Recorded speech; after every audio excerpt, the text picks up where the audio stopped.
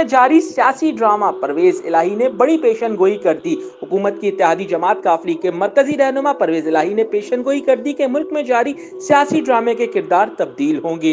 तफसीलात के मुताबिक हुकूमत की इत्तेहादी जमात काफिले के मरकजी रहनुमा परवेज इलाही ने साफियों से गैर रस्मी गुफ्तगू करते हुए कहा कि मुल्क में जारी सियासी ड्रामे का अभी ड्रॉप सीन नहीं होगा, बल्कि इसके किरदार तब्दील होंगे। परवेज इलाही का कहना था कि हांडी पक चुकी है, आधी बढ़ चुकी है, आधी बांटी जा रही है। सियासत में इस्लाम को लाने वालों का कोई मुस्तकबिल नहीं।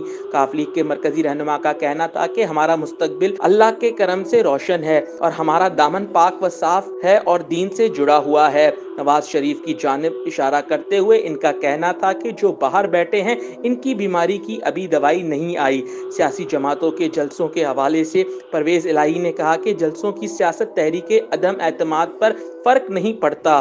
दूसरी जानिब शाह महमूद कुरैशी और परवेज खटक की मुस्लिम लीग काफ की क़यादत से मुलाकात जारी है। मुलाकात में वफाकी वजीर शाह महमूद कुरैशी और परवेज खटक वजीर आज़म इमरान खान का अहम पैगाम परवेज इलाही को देंगे।